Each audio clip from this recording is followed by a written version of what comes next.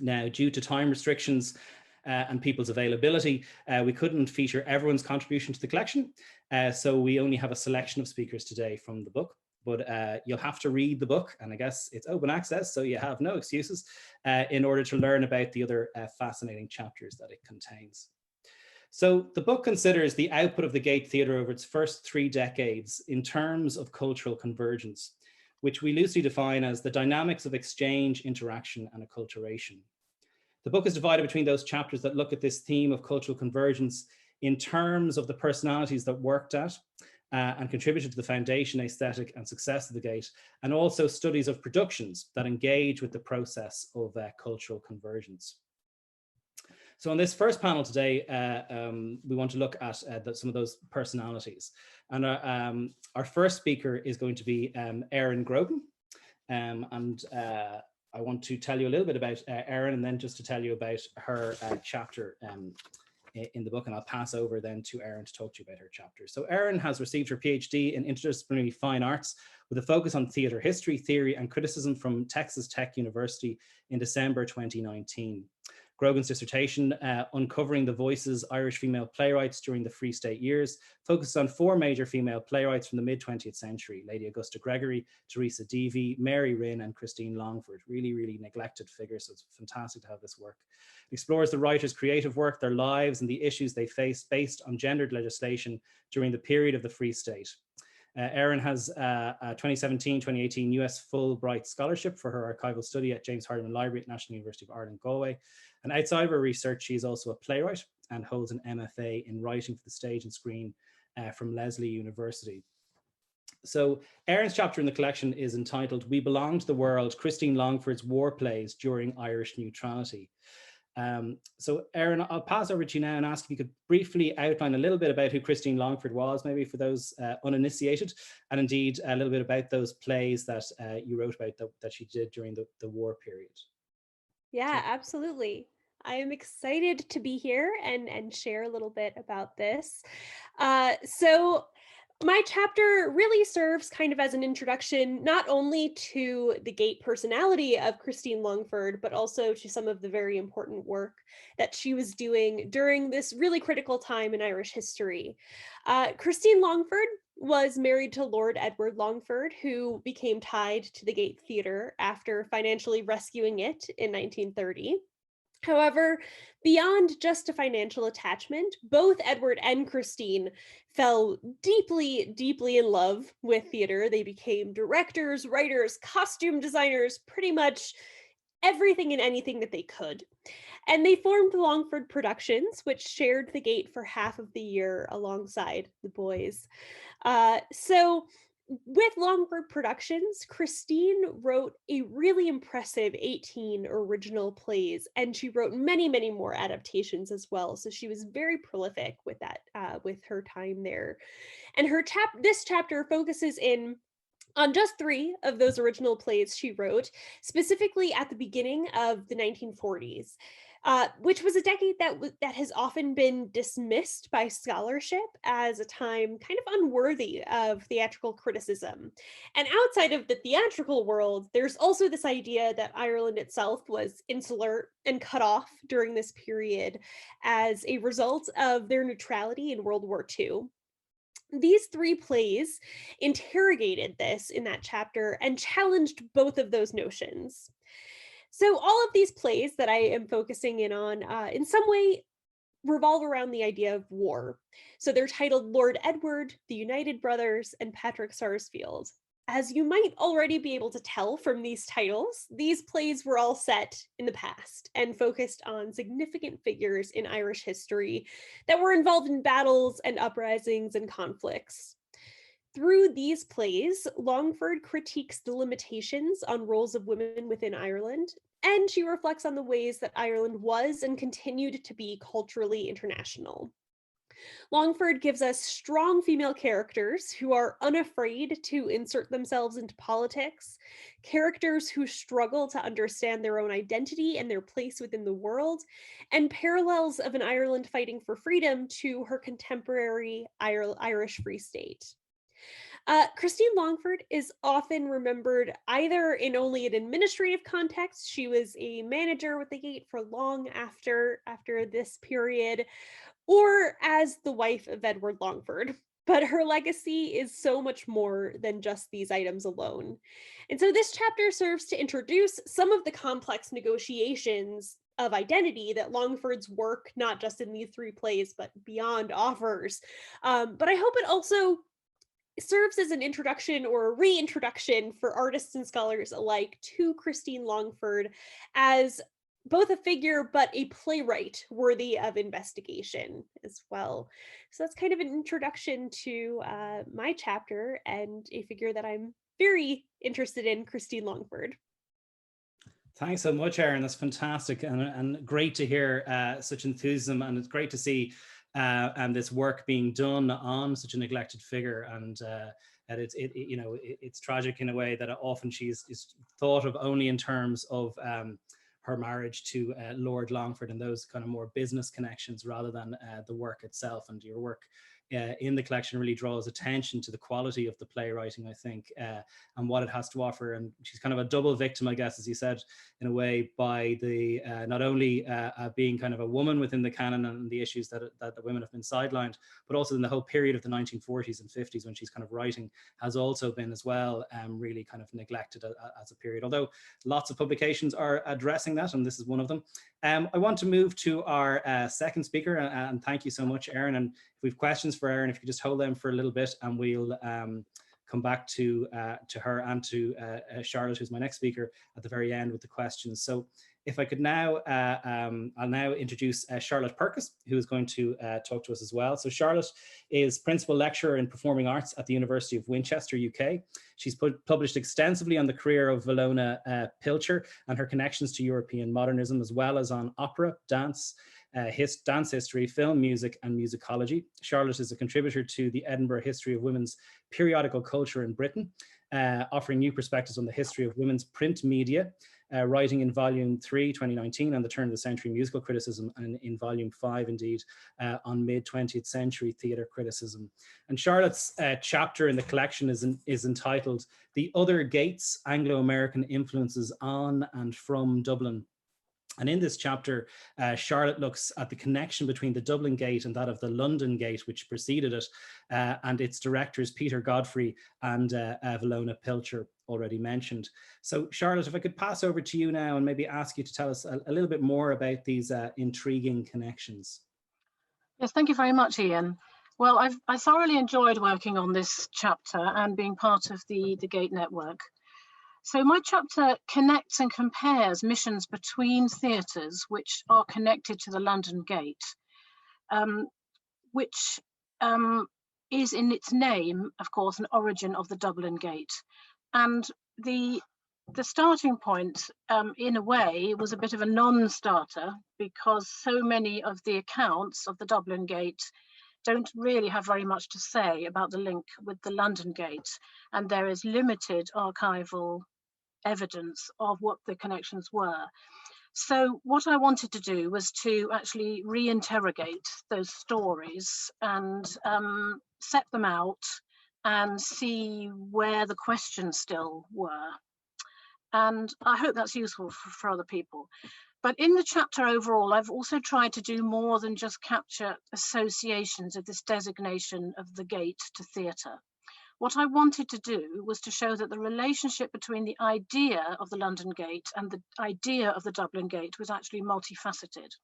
And in a way, I've made a lot out of an association, which, as I said, was a bit of a non-starter as far as actual traffic between London and Dublin actually turned out.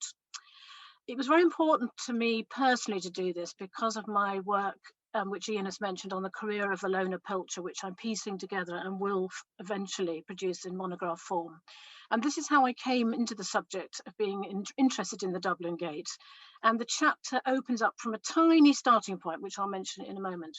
So what I particularly enjoyed was about writing the connections together under the notion of cultural convergence. So I'm sure many people listening are aware it's all very well doing the research, but it's only when you start writing and putting your narrative together that you actually understand sometimes what the intricacies of cultural convergences actually are. And I was looking at things like the overlapping repertoire and the personnel and exchange, as well as trying to define if there's some kind of gate spirit, which relates to the structure of the chapter, which essentially is looking at the London Gate studio, which is the second incarnation of the London Gate, which started as a salon, Peter Godfrey with his then wife, Molly Vaness.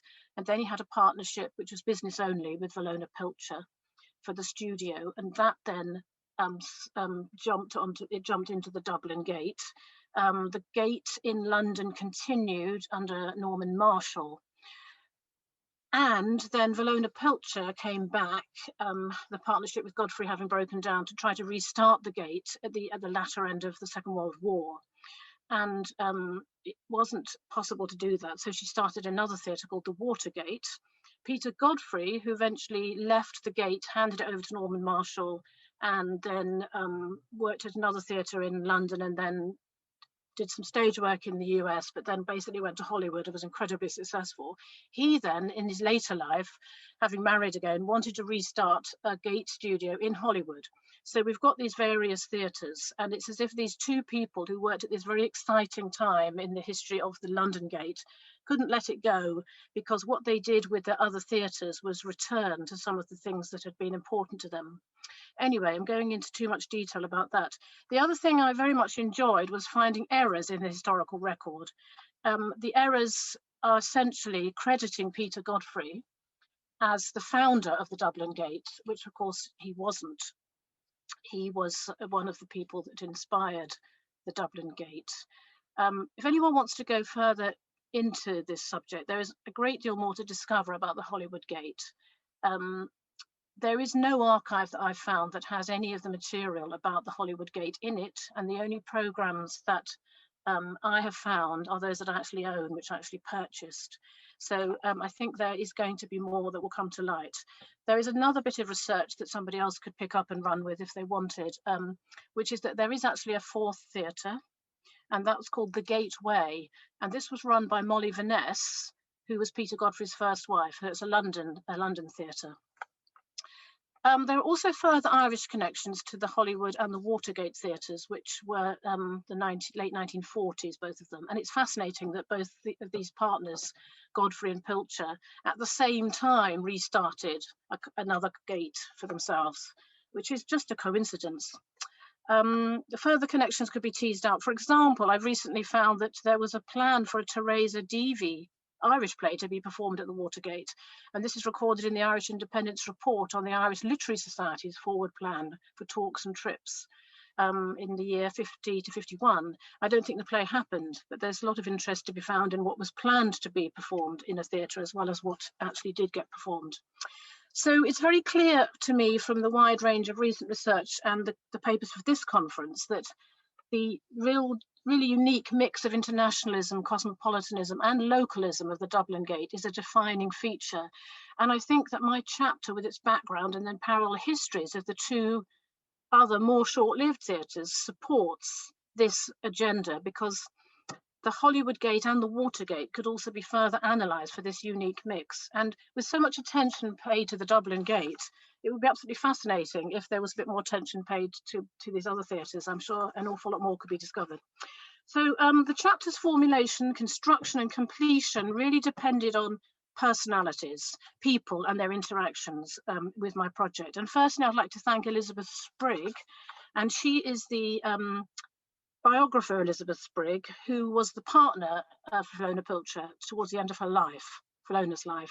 And she wrote this biography, which I've used, and it's unpublished. And it is the only record that we have that Valona Pilcher had a connection to the Dublin Gate, because it records a memory of Hilton Edwards coming to talk to Valona at the gate about setting up the Dublin Gate. And of course, we know from published accounts that Hilton Edwards went to speak to Peter Godfrey. We also owe thanks to the granddaughter of Elizabeth Sprigg, who is also Valona Pilcher's goddaughter, Elizabeth Lumley Smith, who gave us permission to publish that quotation. Now, without that source and its record of this meeting, we might still have come to understand that Valona Pilcher had a little bit to do with the foundation of the Dublin Gate, because we've got the programming, which I track across the first Dublin Gate season and the London Gate repertoire from the year that she was involved, 1927 to 8, into 29 actually, but their partnership had broken down at that point. And as I mentioned earlier, there can be a lot, you can gain a lot from looking at the planned programming, which might not have all come into fruition, but you can understand something about what the mission of a theatre is. So we've got a kind of homage, I think, from the Dublin directors for that shining example of avant-gardism that they recognised in what was known as Peter Godfrey's Gate, and now we can say the Godfrey-Pilcher-London Gate Partnership. I'd also like to thank Dr. Alison Smith of the National Portrait Gallery for her opinion on the Pilcher illustration, which if you have a look at my chapter, as I hope you will, you'll see there's some illustrations where we have a logo from the London Gate in the Pilcher Godfrey season, which seems to be mirrored by the Maclemoir logo. And Pilcher was an art student from 1921 for a few years and was connected to the Underwood School in Girdler's Road, Leon Underwood. And she didn't actually appear to sell or sign any work. So what sort of art student she was is perhaps a bit questionable. She was involved in this group, and that's another whole subject. She wasn't there for an accomplished engraver, wood engraver. So when I talked to Alison Smith, she pointed out that the engraving is quite amateur. And if you look at it closely, you'll see that the lines and so on aren't particularly straight. So essentially, it's not known whether she engraved this logo, but I am saying that I think that she did. And I've argued that in the chapter. She was the one responsible for the visualization of the theatre. It had already had a logo for the salon, actually. But she started the Gate Theatre Press and commissioned illustrations for the programmes. And there's photography of the productions, which are in the archive at the Victorian Albert Museum for that season. So she really did change things. Nearly got to the end. I'd like to also thank the amazingly fantastic trio of editors. It's fantastic to work with a group of people who don't just disagree with one another all the time and use your work to kind of score points. I just felt so supported, and in particular, I felt that you pushed the details, and thus the standard of the scholarship is higher. And I think this precision is really vital if this book is going to stand the test of time and be useful for future scholars, because that's my intention. Apart from inserting Valona Pilcher into narratives where I can, because I think she's interesting and important, it's also led to a project which I think has got wider use. So taking that one sentence, which fascinated me, has spun into something a bit bigger. I had a quite steep learning curve with all the Gate scholarship, to be honest, on the Dublin Gate. But one of the other things that I enjoyed was to reconnect on paper with the work of Richard Allen Cave, because I worked briefly with him at the start of my career in theatre studies. So I'm looking forward to any questions subsequently. Thank you so much, Charlotte, for that, and for all those kind words. Also, I think what is very something that very, I think we're all very proud of with the book is these kind of revelations that we got, and the amount of findings that came from archival materials, I think, and there is some real gems in there for people. One of them being, of course, that logo that you found, which is so striking when you see it beside this logo that we definitely, people at the conference saw earlier on, or throughout the conference really, in the Dublin Gate with the Harlequin opening the two gates. But we see another figure, not necessarily a Harlequin, but this figure is also in a very similar position on stage in this other logo. And it's almost a type of a mise en abîme of that idea of cultural convergence when you see those two things together, actually, and what the book is doing. So if I could just open it up for questions now. So if we could maybe just have about 5 minutes or so just for some questions. We are racing through things, so we're trying to get a lot of voices in today within the hour. So If you have some questions, if you could ask them now, that would be great. If not, what we might do is we can maybe pass them to the very end of the entire of all the panels, and then maybe that'll give to people a bit more time to formulate some ideas on some of the things that they've heard. So what I might do is I don't see any questions coming up in the chat as of yet. So what I'll do is I'll pass on to Ruud and ask him to chair the second panel, and then if we have maybe questions at the very end before we go to Ondřej for the final word. So if I pass on to you now, Ruud, that would be great. Thank you. Perfect. Yeah. Thanks so much for that, Ian. Let me just set up my screen sharing as well for the indeed second part of these presentations. I'm just checking if everything is on. It seems to be. This second part of this roundtable discussion of launching cultural convergence will be more specifically geared towards productions rather than the fascinating personalities that make up the Gate's rich history and the histories around it.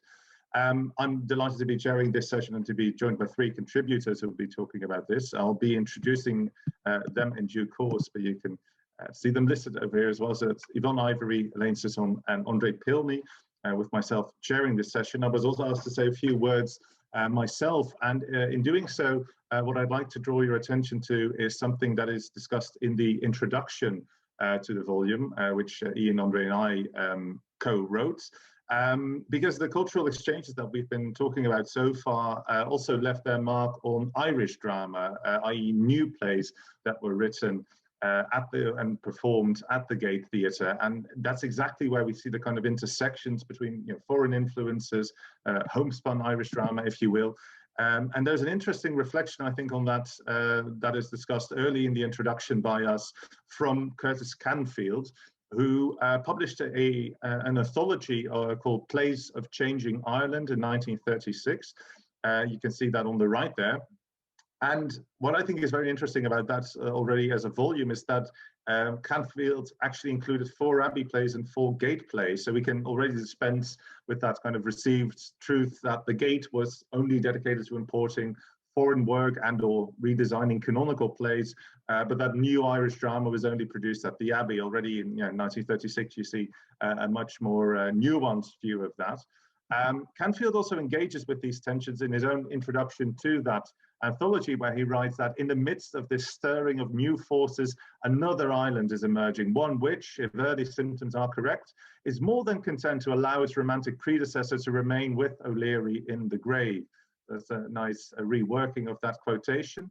And he also goes on to say about new playwrights that they were intent either on dramatizing the diversified life of the modern Europeanized capital, or on revealing with heartening sincerity the effect which strange and unfamiliar conditions are having on Irish character. So exactly the whole theme of cultural convergence that Ian was also describing and defining just now. I think a quote like that reflects that very much. I don't have time to dwell on that much, but I thought I'd share 2 pictures with you that I think are emblematic of this entire idea. They'll be, I think, familiar to many people, but beautiful ones nevertheless, namely one of Dennis Johnston, whose play The Old Lady Says No is very strongly indebted to expressionist drama by Kaiser and Tuller and others. For those of you who might not know about the plot, it is actually indeed a play that largely takes place in the head of an actor who is playing Robert Emmet and who suffers a concussion while he's arrested on stage. And the actor in his delirium comes to believe that he actually is Robert Emmet. And he wanders, the entire play is him wandering through a kind of nightmarish vision of Dublin. And for example, he starts talking to the statue of Henry Grattan, and the statue actually talks back to him. You see that in the picture there. Another photo that I'd like to share is one of Mary Manning, whose play Youth's the Season also features a kind of expressionist rendition of a party. But Manning was also extremely influential in editing Motley, the Gates journal, which also engaged with the upcoming cinema of the time, also provided a forum for cosmopolitan discussions, reflections on all kinds of developments in the cultural scene across Europe. So these are things that very much show that kind of cultural convergence having its influence on Dublin and Ireland more generally. If you want to know more about that specifically, something that might be fun to read is an article I published a few weeks ago in the Irish Times, The Limits of the Imagination, the Gate Then and Now. So a very brief and accessible introduction to these kind of things.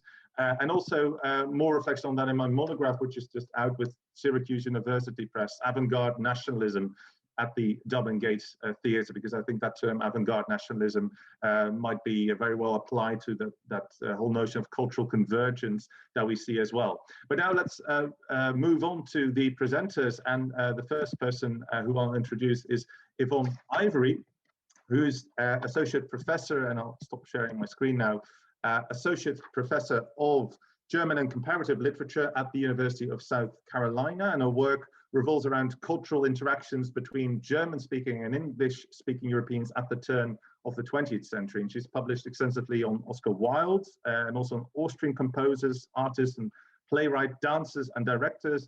And she has studied how Wildean decadence, which is a nice term, I think, as well, haunts German modernism as well. She's the co-editor for Oxford UP's Complete Works of Oscar Wilde, and most recently her article on the German actress Gertrude Eysoldt as a champion of decadent ideas appeared in Volupté, which is also a great name for a journal on decadence, I think. So over to you, Yvon. Thank you very much, Ruud. And again, I want to second the thanks that have already been given to our three astounding editors. It's been a great experience. So my contribution is about a German play by Christa Winslow, which opened at the Gate on the 2nd of April, 1934, and it ran for 3 weeks. It was called Children in Uniform, but you may actually be more familiar with the story under the name Mädchen in Uniform or Girls in Uniform, which was a classic of lesbian film history, and it was released worldwide, although it was not shown in Ireland in 1931 and 1932. It's the story of a sensitive teenager who's placed in a conservative upper-class Prussian girls' boarding school, and she falls in love with one of the teachers. The teacher stands up for her, Manuela is the girl's name, when Manuela gets slightly tipsy at a party and declares her love openly for this teacher, and she's ostracized in the school. Christa Winslow wrote multiple versions of this story, and sometimes, like in the film version, Manuela tries to commit suicide, but her friends stop her. But in most of the versions by Winslow, her book and the various versions of her play, including the one at the Gate, the girl commits suicide. So it ends with the suicide of Manuela. So the Gate production was a production of what had been an English translation of a German play. So it had run at the Duchess Theatre in London for the best part of a year, the year before it appeared at the Gate. And in my essay, I'm trying to answer 3 questions. I'm trying to answer how it got to the Gate, what it looked like at the Gate, and how it was received at the Gate. So how it got to the Gate is in some ways the most interesting part of this story. It was originally in 1930 a play in Leipzig called Ritternerestan or Cernerestan. And it was marginally successful in Leipzig, but then Christa Winslow took it to Berlin, where it was hugely successful over a 3-month period, April, May, June 1931. And it was called, renamed Gestern und Heute, or Yesterday and Today. It's the same story, just with a different name. You know, normally you'd presume that Hilton Edwards and Micheál MacLiamore must have seen the movie, or maybe they'd heard about the Duchess Theatre production of the play, but I think it goes further back. I think that they saw the original play when it was staged in Berlin.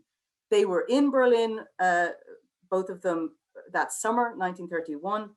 They were staying in the gay neighborhood. According to MacLiamore, they went to the theater every night. They never stopped going to the theater. There's no way they would not have seen what was the success, the scandal of the summer, this lesbian play. And so all the circumstantial evidence suggests to me that it was on their radar because they saw it. And it was a really important production because it was much more, like the lesbian element was much stronger than it would be in the production when it was adapted for the English stage the following year. For example, the attraction between student and pupil is reciprocated, and there's a secondary plot where another student falls in love with Manuela. And this is, I think, the clincher. that subplot is taken out of the English adaptation, right, which forms the basis of the Gate script. It's taken out of the English adaptation, but Hilton Edwards writes it back in. The same girl falls in love with Manuela as happened on the Berlin stage. So I'm convinced that they did see that Berlin production in 1931. So how did it look and sound at the Gate? Edwards used lighting and sound effects, I argue, to underscore the disciplined regime of the school. We have the sound of drums and marching children. There are electric loud bells at the end of most of the scenes. He choreographs really carefully the tapping, this ominous tapping of the headmistress's walking stick. And visually, he reinforces that by having the school bell not be a small thing over at the side like it is in all the other productions, but have it come down and be above the center of the stage, looking almost like a noose in most of the scenes. I have photographs I can share in the Q&A if you want to see that more clearly. So creating this disciplined, ominous mood is very important. He does it with sound, and he does it visually too, because he uses these expressionist shadows, these exaggerated shadows that he associates with the head of the school. And I think Ian has written about this expressionist technique of Hilton Edwards. He really uses it in spades in this production. There's lots of wonderful visual materials that reinforce all of this, the lighting plot, the prompt copy. These are all still in existence, and they're at Northwestern. So finally, how was it received at the Gate? It was received very well. It ran a week longer than it was supposed to. The reviewers praised it. They loved especially the acting of Betty Chancellor and Corley Carmichael. They loved the staging, but they read it as a kind of morality tale about Prussian discipline. However, they did something that most of the English reviewers of the English production the year before hadn't done. That is, they drew attention to the love story. So it was a bit more evident in the Irish staging than it had been in the English staging. And the critics talk about Manuela, this schoolgirl, as having a warped mind, a morbid disposition. She's not of the normal type. So all these euphemisms for same-sex desire that we see typically during the period. So I think it's more plain to the Irish audience because of the way it's staged by Hilton Edwards. And so I think it's a really important part of the Gate's queer history, as well as this record we're making of the various cultural convergences that we find at the Gate. Thanks so much for that, Yvonne. I think that summarizes your chapter and the wonderful research and wonderful contribution you've given to our volume very well. And I'm sure there'll be questions about that after this part of the session as well.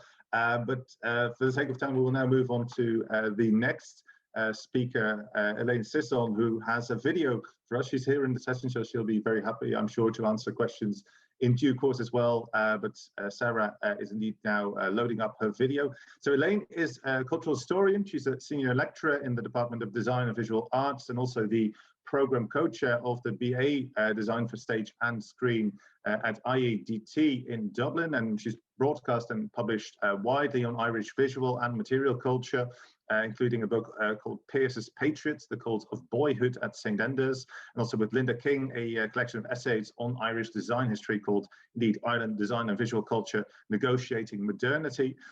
She's the founder of the Graduate School of Creative Arts and Media, GradCam, in Dublin, and her research interests indeed include Irish design, material and visual culture, but also cultures of descent in relation to Irish modernism and European identity. So we'll watch her video now, and you can ask any questions you have of her at the end of the session.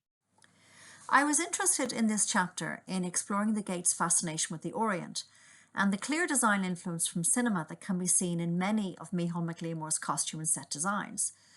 And in this instance, I looked specifically at the 1931 production of Padraig Colum's play Mogu of the Desert.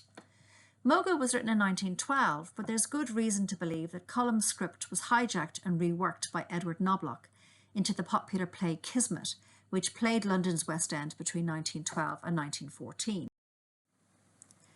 Although I discuss the connections to Knobloch's play, I'm more interested in thinking about how two popular film versions of Kismet, one silent in 1920 and one talkie in 1930, may have influenced MacLemore's decision to shape and stage columns play.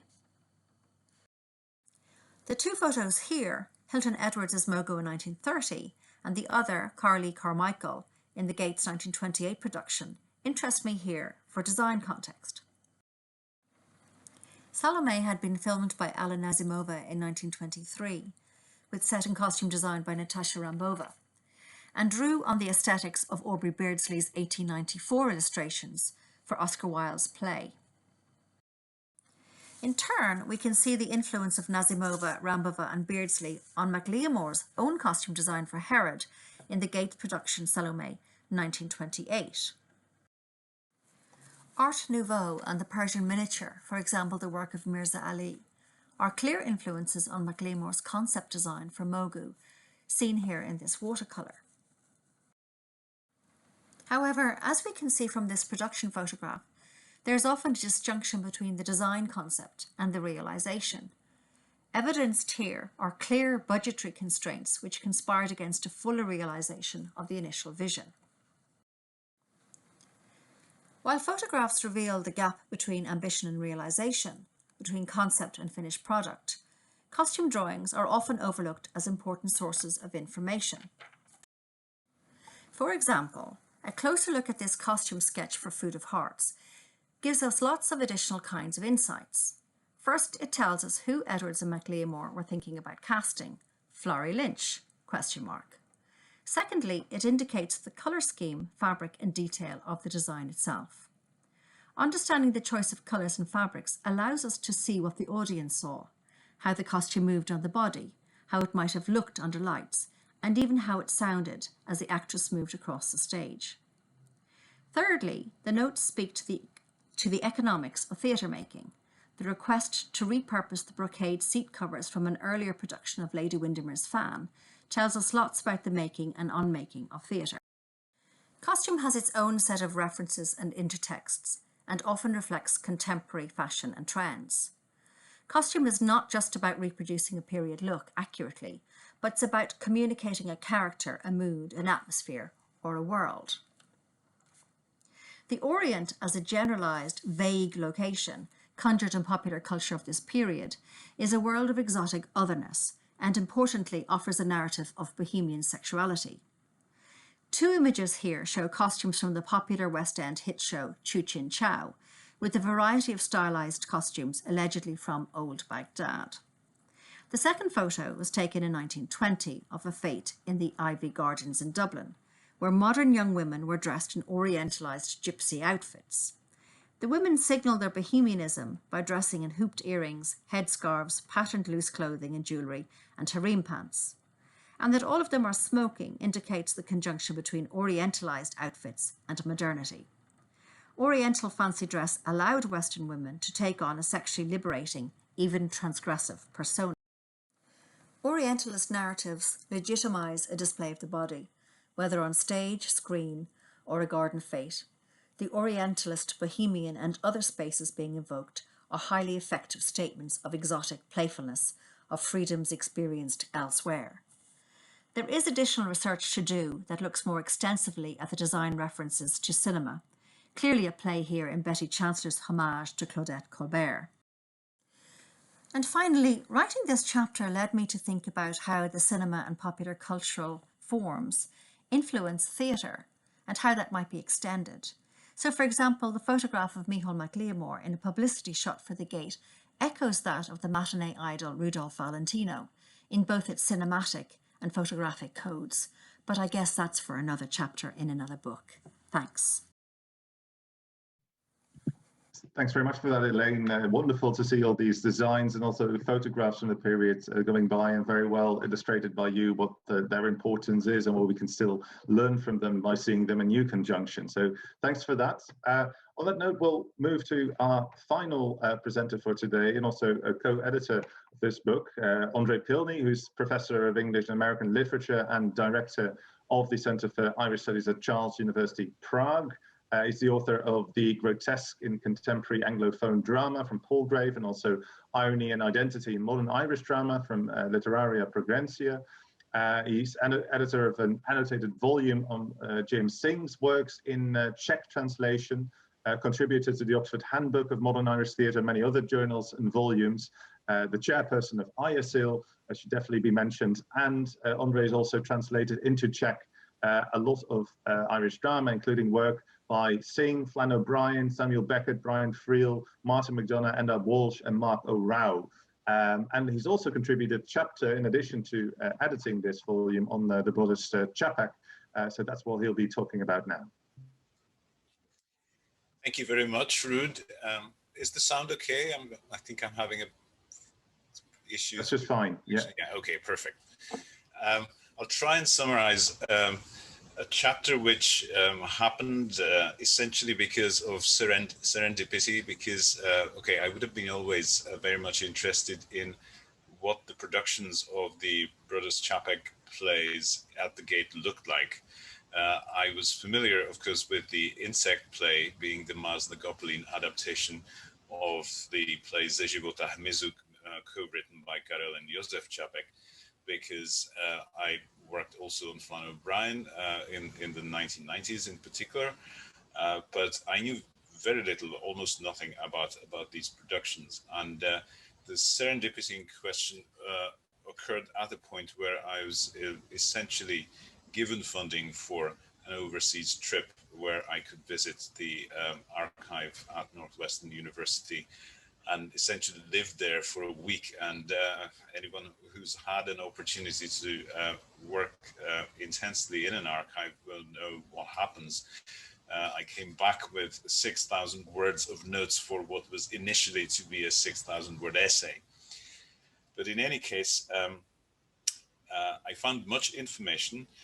First, I had to deal with an issue that I suspected would occur, which is a really complicated textual history in that the Irish audiences essentially saw what was a very different play from the original, and not just in the case of the insect play, which was of course planned or conceived as a very loose adaptation, but also RUR, because there was an English translation by Paul Selber, which was, let us say, passable, but that was adapted for the English stage, as the printed edition tells you, by Nigel Playfair, who pretty much butchered the text. There's no better word for that in both cases. And Maz na Gopelin was then working, of course, from this adaptation, which was fairly deficient. So there are sections in my chapter which try and outline the most important changes and things that essentially disappeared as part of Playfair's editorial process in order to have the plays produced in London. Now, as regards RUR, and I have to say I was disappointed in that not only I could not find any photographs from RUR, but I also could not locate photographs from the insect play, neither in Evanston nor in Galway. There seems to be a record of some pictures having existed of the insect play, but they have been either mislaid or just disappeared. But I found plenty of textual evidence.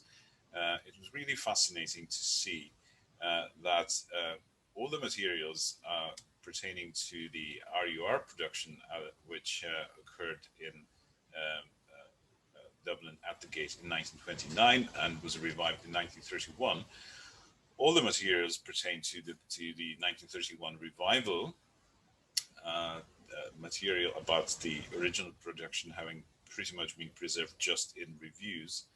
But when you look at what is there in the archive, you have to admire Hilton Edwards' meticulous approach, meticulous preparation, not in terms of, you know, the sort of famous exercise books that he had for each production, where, you know, he outlines stage design and use of light and cues and all that, but also his meticulous work with text, where he's essentially putting on a revival of a play when in what was less than 2 years, in about 18 months, and he's starting as if from scratch.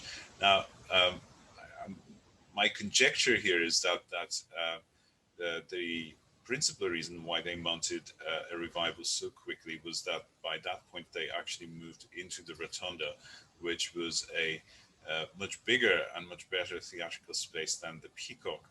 And RUR was a play that was really suited for, to be expanded from what must have been, in sort of technical terms, a fairly provisional production in the first place at the Peacock.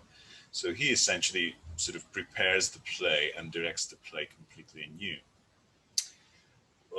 Another interesting detail I discovered was when looking through the reviews, was that the reviews were fairly positive, as much as some of the commentators would have seen the play for the second time, and the enthusiasm, I suppose, of the initial reviews was not there anymore. But one of the things that they all point out is the poor attendance. Poor attendance at RUR, but also at the Abbey Theatre at the time, at the more experimental work. Now, there is a whole article that discusses the reasons for this. One of them that is identified is the bad quality of the promotion by the Gate, particularly their posters and their visibility. But there's also one other factor, and this is something that Martin Hessian mentioned yesterday, which is that this revival really coincides with the arrival of the talkies in the cinema at that time, and you can imagine that the competition at in these initial years would have been quite significant. Very quickly about the insect play, I suppose my starting point here is reiterating a point made by my friend and colleague Matthew Sweeney, which is to say that staging anything by the Chapeks during the emergency was a political gesture. Perhaps not as strong a political gesture as staging something like Roly Poly that Joan discussed yesterday, but indeed Roly Poly was banned, unlike the insect play. The Chapeks were vocal anti-Nazis. In fact, Karel Čapek died at the outbreak of the war, and as the play was on in Dublin, Josef Čapek was imprisoned in a concentration camp where he was to perish very shortly before the end of the war. So to stage anything by them was, as I said, something that was quite political. Also, if you look at the prompt copy of the book, you can see the meticulous preparation by Edwards of particularly the ants scene, which is a scene of war, which I think speaks for itself. It was also quite fascinating to look at the comments in the reviews about this, which were oblique as regards the relevance of the play to the contemporary moment, but very clearly identified the resonance with the proximity of the war, which was at Dublin's doorstep at the time. And finally, I suppose on a more entertaining note, I was able to revisit the famous controversy, or if you wish, a battle in the press that ensued after the production of the insect play, where the play was criticized for vulgar language and blasphemy, and gave Brian O'Nolan a chance to engage in the sort of polemic in the press that he would have delighted in since his student days, including fabricated letters to the editor, and on this particular occasion also an invented claim that Gabriel Fallon, the Catholic critic, tried to have the Catholic Boy Scouts pulled from the production. In the archive, I discovered that no Boy Scouts were actually cast in any of the children's roles. There were 9 child actors, 7 of whom were female, and they're listed on the program as acting by permission of Miss Ursula White, not the male leader of the Boy Scouts who is mentioned in the press. But this is something that you can enjoy if I try to include sort of juicier bits of that battle in my chapter. I suppose I'd leave it at that. Thanks so much for that, Ondřej. I think characteristically meticulous analysis there of those kind of details at the very end as well. So that's wonderful. And I think also your evocation of what it means to do research at Northwestern or any archive for that matter also, yeah, especially to everyone now living in the COVID situation, will seem appealing and makes us all wish for better days when we can finally you know, delve into those archives again. And the results of your chapter show what can result indeed from that and what kind of wonderful stuff that yields. So thanks very much for that. We are a bit short on time, I think. I also know that Ondřej still has a few people to thank as well for making this volume possible, but perhaps I could invite Ian to also activate his cam and mic again. And perhaps there are just one or two short questions that we might be able to take from the audience still, I hope, because I am very keen, and I'm sure Ian and Ondřej will be as well, as plus all the contributors, obviously, to know what you feel about what you've heard about the book so far.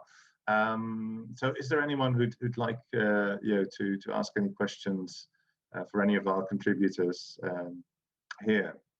That said, I mean, I know that people are pretty tired at this stage. This is the last event of a 2-day conference as well, so there's no pressure on people at the same time. That's true. That's true. Questions. So it was something that we kind of built into our planning a little bit, but we'll just give it a minute. Maybe if there's a question, if possible, we can maybe pass straight on to Ondřej just to close. Or perhaps Ondřej could also already express his thanks, and if there are then burning questions, then people can formulate them during Ondřej's just a few comments. I'm sure that there are, so that might be easiest. And if there's anything still remaining after that, we can, I'm sure, tackle that. Yeah, so maybe if you just ask at the end, on Ondřej, if there's any burning questions that people have. Otherwise, we might just sign off then after that. Sure. So perfect. Okay. So will I take over then? All right. Yeah. Perfect. Okay. So, but I do have one last item. If there are questions, I'll just break for questions after the thank yous, and then I just want to come back for just a second. Okay. Now, the thank you list is extensive, right? First of all, a big thank you to all our contributors. The work has been absolutely fantastic, and you would have noticed the presence of archives in pretty much all the presentations here today. This was actually not initially planned as a work of theatre history only. It was not planned as you know, an extended sort of project to be done largely in the archives. However, there's much new information that came out from all the collections, and this is not just the Gate Archive at Northwestern and at Galway, but also our contributors mined archives across Europe and in the US, Germany, and elsewhere. We had a unique collaboration here in this volume. David Clare working together with a professional genealogist, Nicola Morris, and what came out was really brilliant. So thank you very much. Second, a big thank you to my two co-editors, Ruud and Ian, and apologies about the avalanches of emails at certain points that you had to deal with from me. It was a real pleasure to work with you, and I think that the result's really worth it. I also want to thank you, to thank Ricardo Reitzma, who's our editorial assistant in the last part of the process, and I believe he's here attending this book launch. His work was really significant and helped us really much. I want to thank the archivists, particularly at Galway, and this is Barry Houlihan. I don't know if Barry's still here, but Barry helped us out, particularly in the final stages when we were looking for cover images, etc., and checking what was available, where in what quality. Then the curators of the Gate collection at Northwestern, Scott Kraft, Jason Nargis, and Nick Monaghan in particular. A big thank you to Eileen Srebrenik and Jack Heaney at Polgrave for taking the book on board and working together with us. To Jiřina Poperikova at Charles University, who dealt with quite a lot of paperwork concerning contracts and rights, as you can imagine. I have a special thank you from Ian here. Ian would like to thank his colleagues in Drama and Theatre Studies and NUI Galway for helping him out while he was working on this project, specifically Patrick, Charlotte, Miriam, Marianne, Catherine, Mairead, and Mike. We are really grateful to the authors of the generous endorsements, Paige Reynolds, Chris Morash, Jose Lanters, and Jim Moran. We are equally grateful to the holders of the rights to the images and to unpublished manuscripts, particularly Michael Travers of the Edwards McLeomer estate, who allowed even open access use of the images. And I was really thrilled that that happened, so that there are actually quite a few pretty rare materials reprinted in the book, which you'd have to really otherwise travel to Chicago to be able to see. Related to that, I need to express gratitude to the managers of the European Regional Development Fund project CREAS at Charles University for what was a significant and rather unexpected injection of funding, which really allowed the book to be able to be published open access.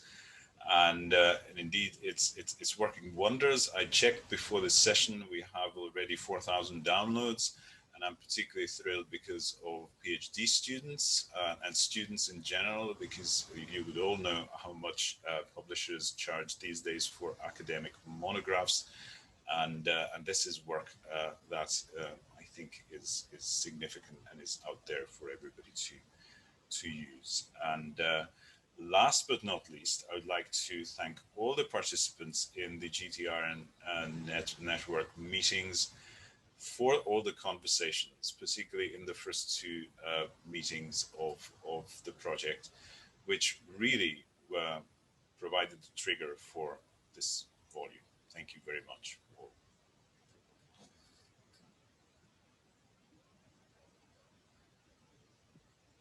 Thanks very much for that, Ondřej. I thought I might also zoom out from the volume for a moment, and I don't know if Patrick perhaps as a final word, or Ian, as I think Barry's not here at the moment right now, but as organizer of the conference. But for me, definitely also a huge thanks for setting this up in such a difficult time, this conference where we not just had this book launch, but wonderful panels and roundtables over the past 2 days. So I was very happy that despite all the COVID setbacks, we were still able to have this amazing experience online. So thanks very much for the entire team at NUIG, and Sarah also very much for all the technical support and making this possible.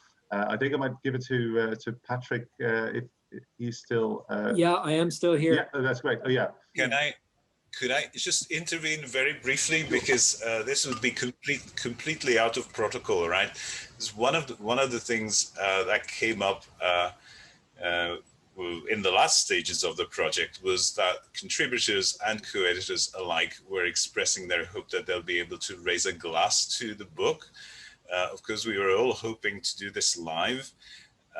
Now, well, let's hope that it'll happen at some point, but for the moment, if I'm allowed to perform a little bit of the carnivalesque that Ian was asking for before, and give you a carnivalesque version of Cultural Convergence. Here's a Guinness saved from Christmas, which will go straight into what is my late grandmother's beer glass that actually remembers the time of the chapeks, right?